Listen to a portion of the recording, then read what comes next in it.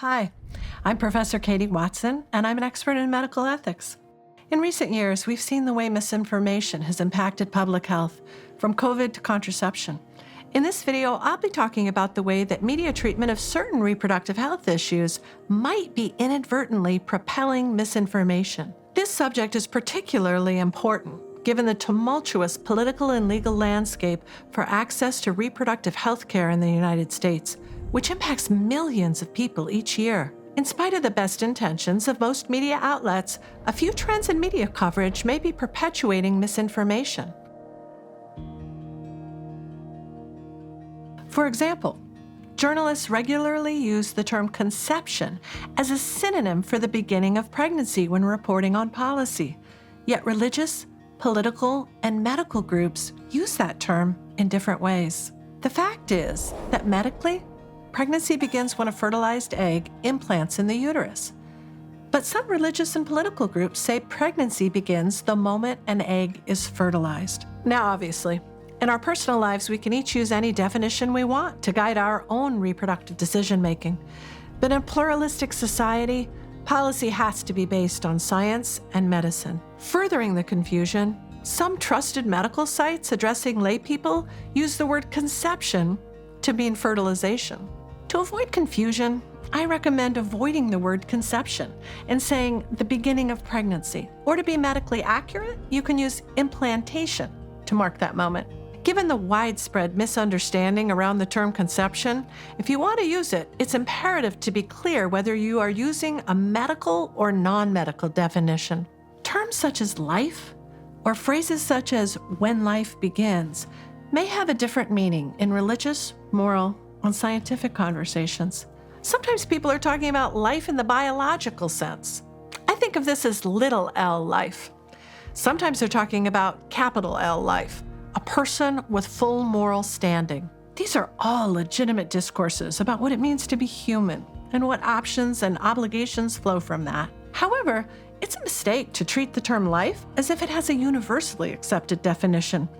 So a phrase like the beginning of life isn't a neutral descriptor of the pregnancy process. It can confuse audiences and may give the wrong impression about the impact of certain laws or legislation. Reporting on opposition to a reproductive health issue often means lifting up the opinion of a small minority. If and when you choose to do that, it's important to ensure it doesn't also allow medical misinformation to be promulgated in a story about health issues. It is also important to not advance a false equivalency between medical facts and differing religious, cultural, or political facts about the differences between contraception and abortion. Headlines are often the only part of a news story that gets noticed and can sometimes contribute to the conflation of abortion and contraception. For example, some news content that is primarily about contraception has an abortion headline, potentially exacerbating the incorrect belief that some contraception is equivalent to abortion. A large number of state and federal laws and proposed bills throw away the medical definition of the beginning of pregnancy and replace it with one based on a religious or political belief. This has the potential to misclassify common forms of contraception as abortion, yet journalists rarely report on the threat to contraception in writing about this legislation. Some religious and political advocates wrongly claim that emergency contraception should be treated as a potential abortion. In fact, emergency contraception is simply contraception. As a result of this disinformation campaign, media stories sometimes incorrectly conflate emergency contraception with abortion, perpetuating confusion.